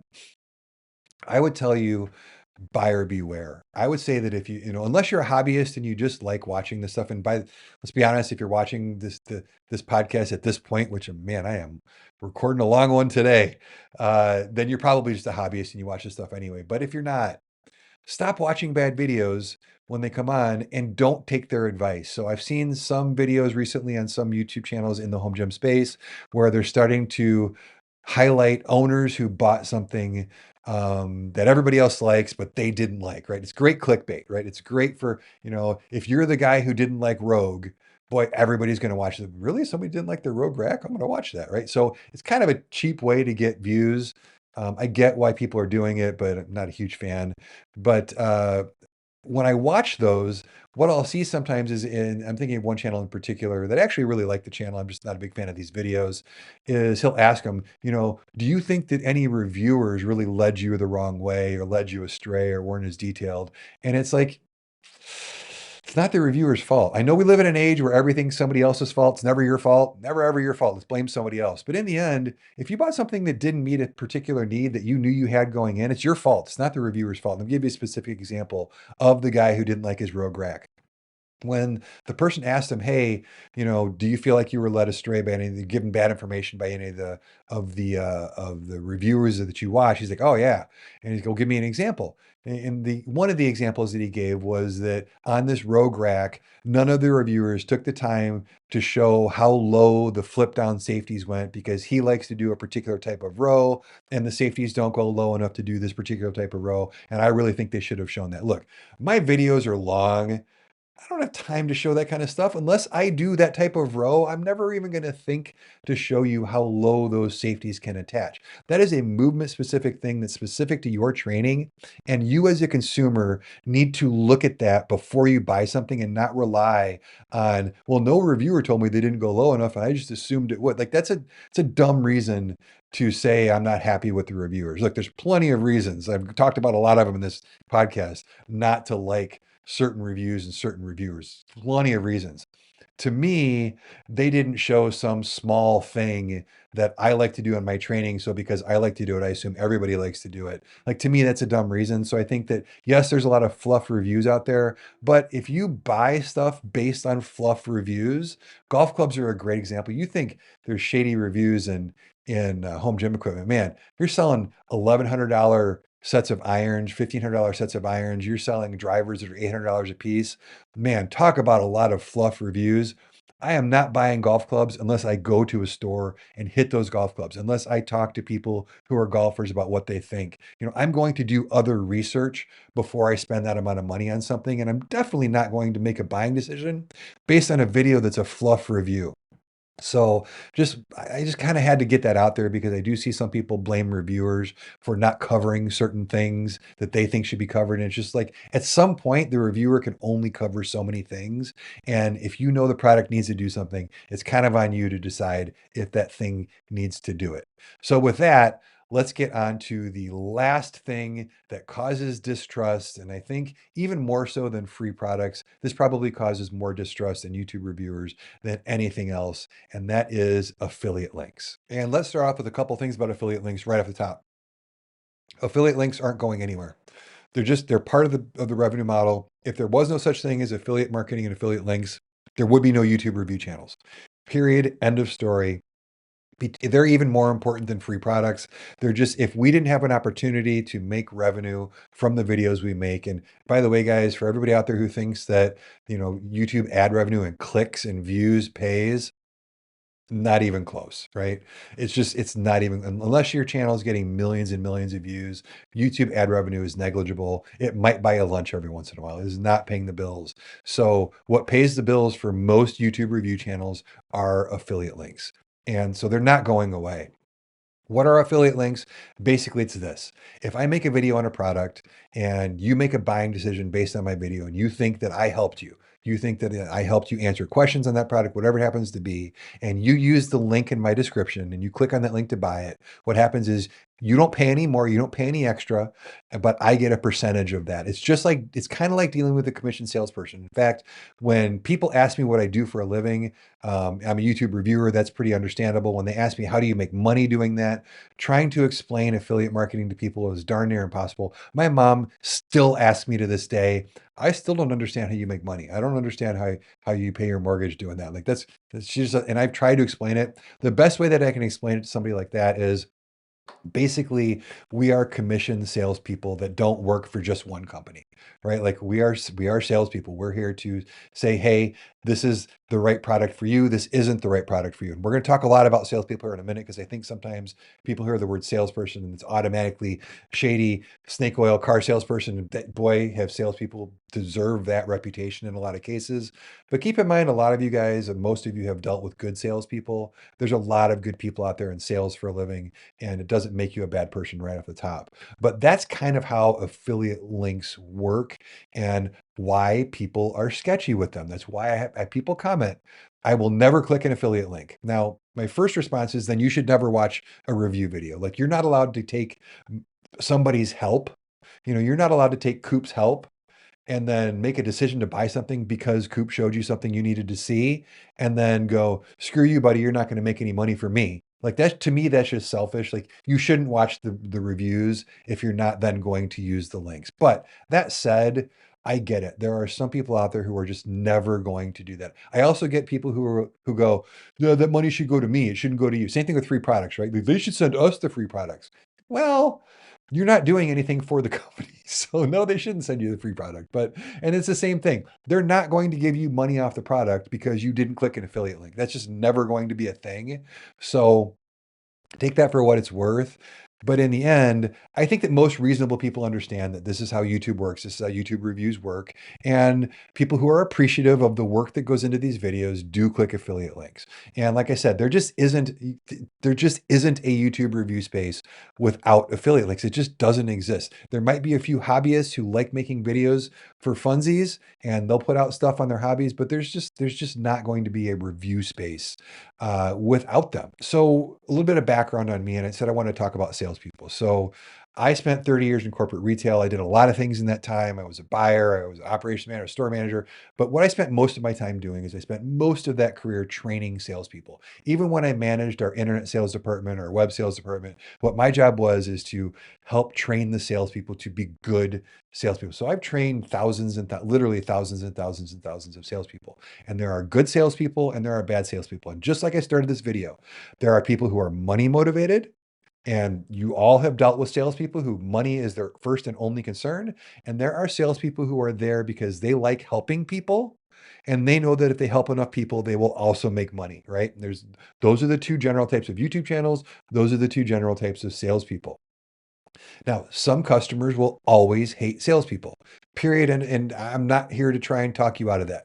If you've been wronged by bad salesmen, there is very little just that makes you feel worse and dirtier than getting ripped off by a bad salesperson who was in it just to make commission. I totally get that. Again, that's just the way that it's going to be. But also, like I said, I would bet that a lot of you have dealt with a good salesperson that you recommend to other people because, boy, when you get with a good salesperson, and unfortunately, that's the more rare situation, you want to tell everybody about it. My parents have bought cars until they moved up by me. They bought cars from the same car salesperson for I think like 30 or 35 years. They only went to this guy. They referred all their friends to this guy. They would make appointments and wait like 3 days to see this guy. This guy worked on appointment only. He was that good and that popular. But when you get a good salesperson that you know that whatever they're going to recommend is going to be right for you. It's going to fit your needs. It's going to be a good value. You're not going to get ripped off. They're not doing it for the commission. And oh, by the way, that salesperson is going to very quickly tell you not to buy something if it doesn't meet your needs, not to buy something at all if you don't actually need to buy something new. Like when you run into that person, man, you got to hang on to that person, right? And I think that a lot of you have dealt with a salesperson like that. So the reason why I started this conversation with that about affiliate links is the fact that there's commission doesn't make the salesperson good or bad. The fact that there's money involved doesn't make the person good or bad. The fact that there's affiliate links involved doesn't make the reviewer good or bad. It's not the money that makes the problem. It's the person. And it's why they're doing what they're doing. If the person is money motivated, there's going to be issues. If the person is motivated first to help you, yes, again, we have to make a living, but then there's not going to be as many issues. So what I want to kind of go through is while there's not a better way to do affiliate links, it's just, like I said, that's how it is. What I want to do is based on my experience with salespeople, I want to kind of run down some things that you should look for on videos that will tell you either A, I've got the snake oil guy making this video, or B, I've got an actual good person like my parents' car sales guy who I can refer to other people. I can subscribe to their channel and like, subscribe, share, all that kind of fun stuff down below, ring the bell, all that kind of good stuff. If you like this channel, I always appreciate that. But if you want to, if you want to run into people like that, what should you look for? So the first one is, and I mentioned this kind of already, you have to look at review frequency, right? If you're looking at a channel who's putting out a new review every couple of days, I'm sorry, they just can't be doing a very good job. They're literally just trying to put out as many videos as possible because YouTube ad revenue isn't meaningful, but it is impacted by how many videos you put out. If I was to just take the time to just put out more videos, I could significantly increase my ad revenue. They just wouldn't be good videos. Like I mentioned at the beginning of this podcast, my goal is to put out quality stuff. And if that means that I don't put it out as often, then that means that I don't put it out as often. But you got to be really wary. You want to look for the people who have more of a kind of a discerned assortment of products that they review. The golf space is like this. Like there's some channels that literally review a new thing every day. And invariably, that was never a channel that I ended up liking. It's the guys who go, I've taken these clubs and I've played X number of rounds with them. I took the camera out with me on the rounds. Let me show you. Like those are the guys, but those guys can't put out, you can only play so many rounds of golf, right? So those are the guys who I trust more. In gun reviews, there's a big thing called 1,000-round reviews. They don't put out reviews until they've shot the thing at least 1,000 times. To me, that's great, but it takes more time to do a review like that. So I think it's important that if you're looking at YouTube reviewers and you see that they're putting out content like super fast, it's kind of a red flag. It may be good, it may be not, but it's definitely a red flag that they may be in it for the money and the affiliate links versus just being in it to help you and they just happen to have affiliate links. Another one we talked about already, look for the guys who only review the free stuff. And you can tell, again, you know that if there's 50 reviews on a product, it's probably free to whoever wants to review it. So just be wary of that. That person's probably doing it for the affiliate commission and not because they want to build a channel or put out reviews that are super helpful to you. The fluff reviews we talked about, odds are, again, this goes in with that review velocity, how many reviews are being done. If there's a lot of fluff reviews on the channel and you notice it over and over, you're like, you didn't really tell me anything. Like, ask yourself, did I learn anything from this review that I didn't know before I watched it? And if the answer is no, odds are that person's probably making that video more for you to click an affiliate link than they are for you to help you, because it's real simple to go, before I make this video, is this video helpful? And if the answer is no, you don't make the video. Also, you'll notice that some channels don't review anything that doesn't have an affiliate program. If every single one of their videos, they tell you they've got affiliate links below, and they never say this, hey, I really like this thing. I'm not affiliated with like this. I could put an Amazon link for this Amazfit thing. This is a great alternative to a Whoop. It's 99 bucks. There's no subscription. The interface, the app is awesome. I love it. I'm not going to put an affiliate link for this down below, but I think that if you're in the market for something, this is something you should look at. If you don't see people do that on a pretty regular basis, then odds are that they're in it just for the affiliate links. And when you're in it just for the affiliate links, you end up not sharing things. I've mentioned before that I love watching, when somebody does a roundup review and it's like, oh, it's the best, it's the best cable attachments. Well, it's the best cable attachments that have an affiliate program, because I know that there's at least 4 cable attachments that are way better than what you just recommended that don't have affiliate programs, and I know they're not there because of that. So again, if all they do is affiliate content, then it becomes an issue, right? Another one is when people don't actually make a recommendation. They're just kind of at the end. And this is something I'm going to try and do more of. One of the reasons why you guys subscribe to my channel is that you value my opinion. It's still weird for me to say that out loud, but I have enough experience doing this. I have enough experience training people where hopefully I provide some value to you guys and you guys trust me. I get emails all the time. Hey, Tim, what do you think about this? What do you think about that? I think it's super important that you have an opinion. And when you have an opinion to buy this and not this, then part of that opinion is not this, right? And whenever I say, don't buy this, then that could cost me an affiliate link. And what I found is that channels who are affiliate driven and they're affiliate link driven, and that's all they care about, they almost never say, don't buy this other thing, right? What they'll do is they'll go, well, if you like this, buy this. And if you like this, buy this. If you don't like that, then here's another one you could buy. And if you don't like that, I put even more affiliate links in the bottom. Or it's just like, there's so much. It's like back in the website days when you would search for what's the best squat rack and you get articles that go, the 25 best squat racks. There's one best squat rack, guys. At least there's one best for your needs. There's not 25 best, right? So when you see people doing that, here's the 17 best barbells for your gym.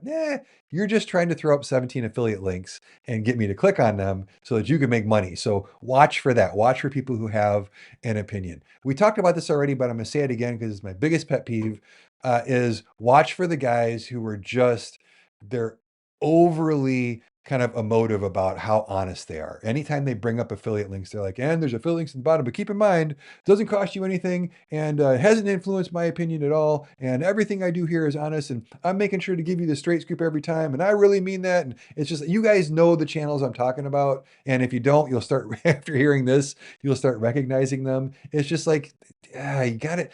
It doesn't mean that they're dishonest, but boy, it means that they might skirt the edge. It's at least a red flag, right? So I would be wary of that. Here's one that I think is important that I really, when I've been looking for golf clubs lately, this one has really become apparent. The channels that are in it for money don't answer their comments. They just don't. They might reply like the first day the video's up, but they don't really help. If you ask questions, they never answer your questions.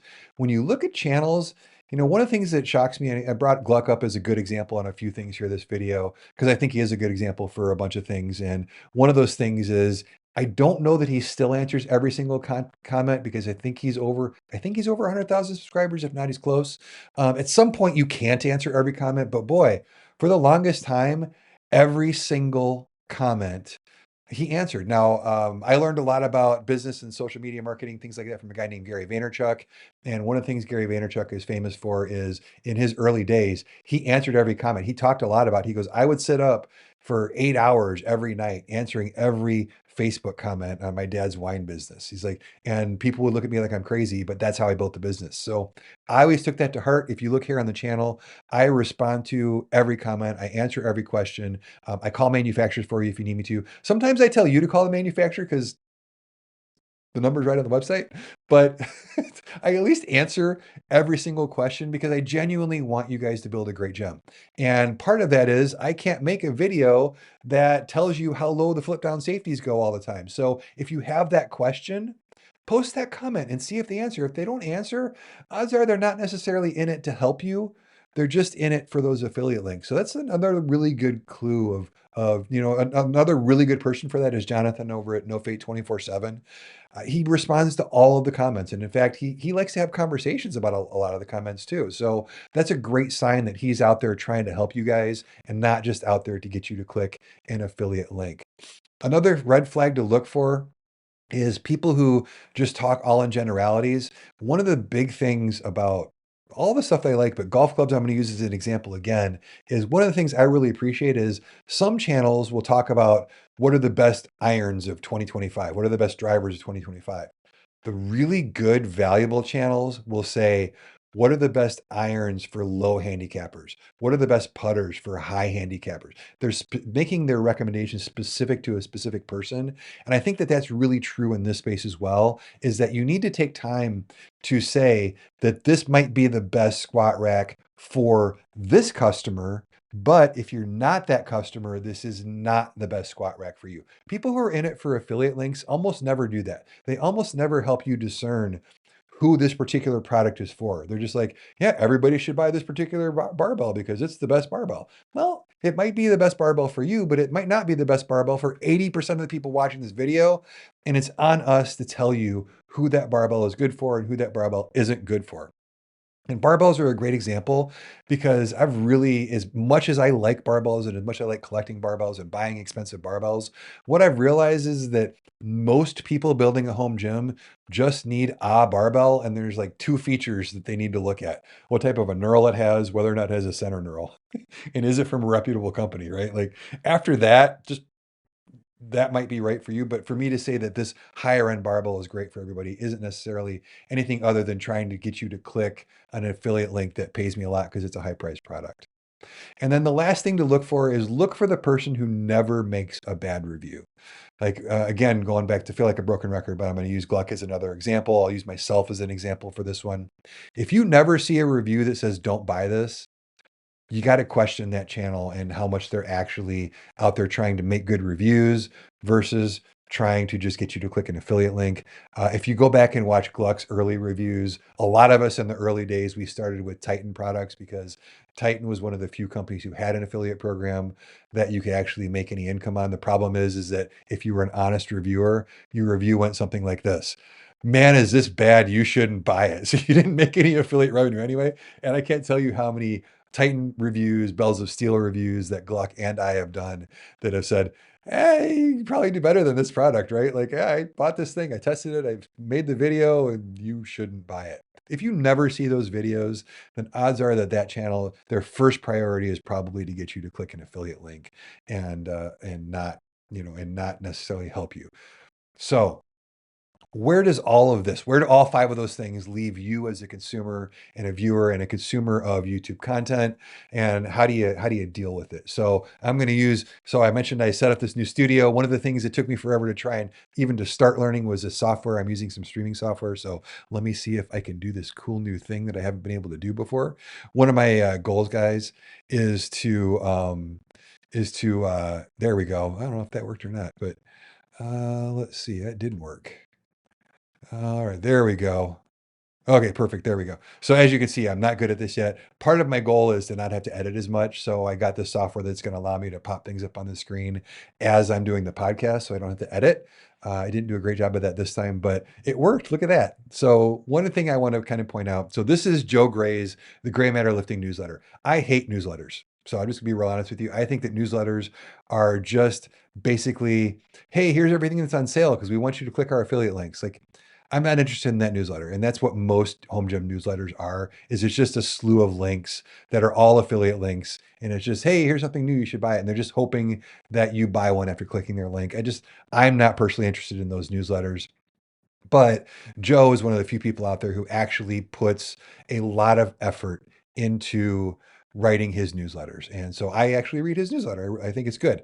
So one of the things that I want to point out in this newsletter that hopefully wraps all this up, because it's like, well, how do you navigate these guys? Are getting free products, they're making affiliate commission, they're going on free trips. Like, how can I trust anybody? How do I know, who can I trust? Who can I not trust? How do I navigate this review space and buy stuff that I'm going to end up liking? And I think that there's a great example in this newsletter. So as I scroll down here, what we're going to see, let me get to it down here, is he is going to have a couple of comments on some benches. So here he's talking about the Apex bench ecosystem.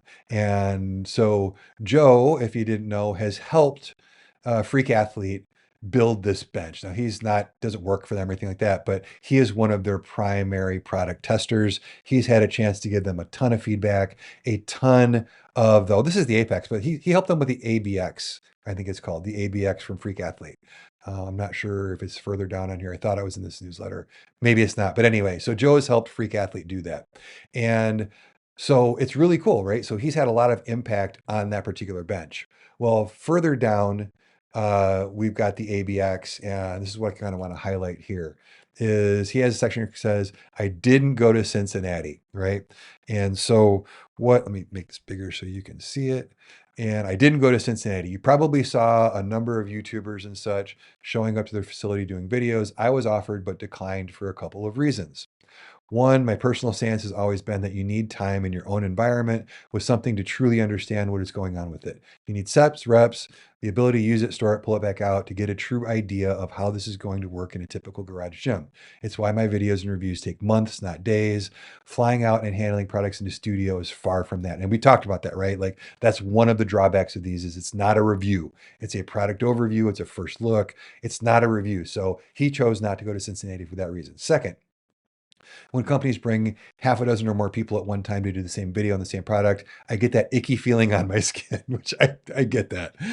It's quickly become something I hate about most of the influencer life, where this stuff becomes an ad campaign instead of actually passing along helpful information. Every guy who went out there used their affiliate link for pre-order while handling the bench for an extremely limited amount of time. So again, we talked about that. These are the pitfalls of going out on these trips to corporate headquarters and handling the product for a little bit of time, and then everybody launching basically the same review on the same day. So I totally get this. It makes it look biased. And then he finishes up by saying, add in that the company pays for your flight, hotel accommodations, and it starts to get a little weird on my end in terms of bias.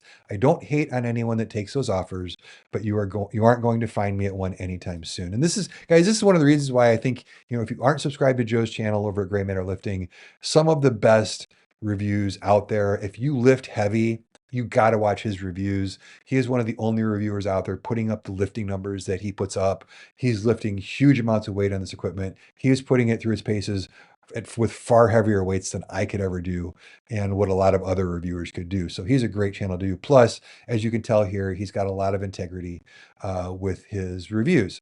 So that said, you can see I make a good case, or he makes a good case for, going out on these trips could be a big problem, right? They could be, you don't have a lot of experience and everybody goes out, everyone should click their affiliate link, and it could be a problem.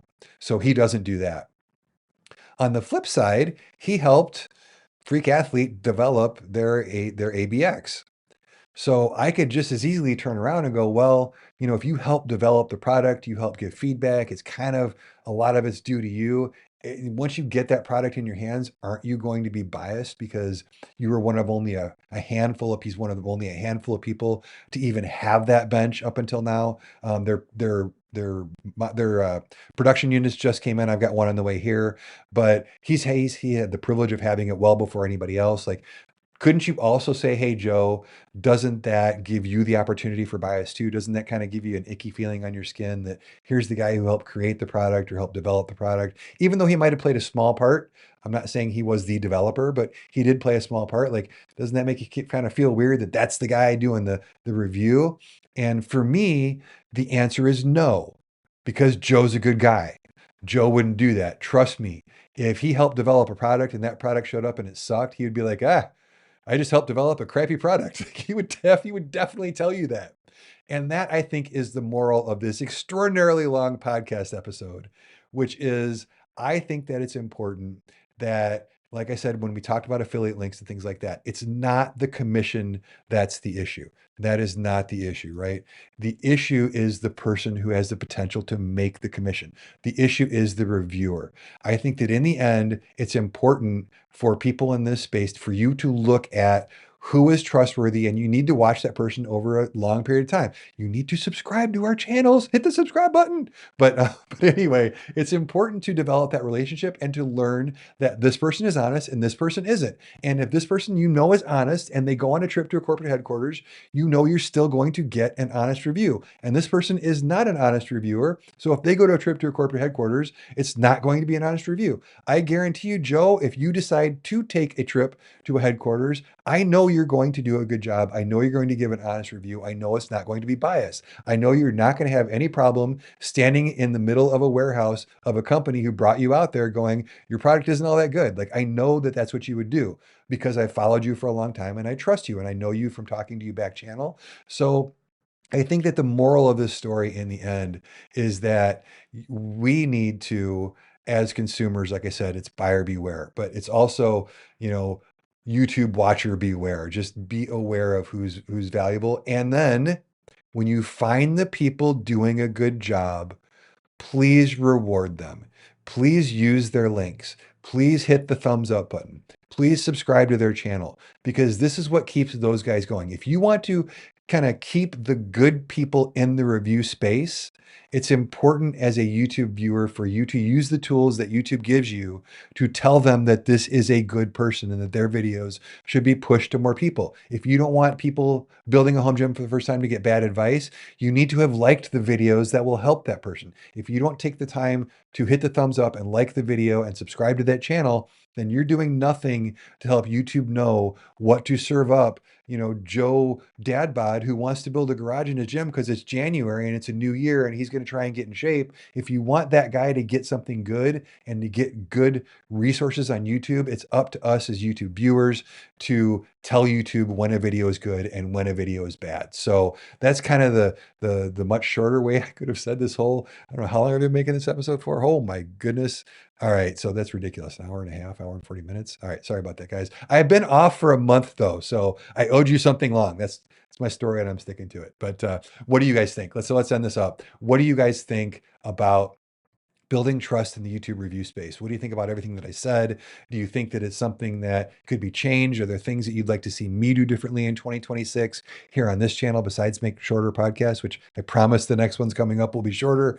But what do you guys think? I'd love to hear from you in the comments. Like I said, I do go down there. I do read all the comments. I do love talking to you guys down there about that. And with that, thank you so much for sticking with me, for coming back, for checking on me when I was gone.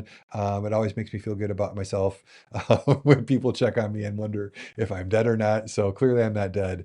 So with that, I will wrap things up from the glamorous new GymCrafter podcast studio, which you will be seeing a lot more of. I tell you, hopefully the work that I put in will pay off in the better sound quality, better picture quality, and more frequent videos out to help you guys out. And with that, I will sign off. So thank you so much for watching. Until the next video, I'm Tim with GymCrafter.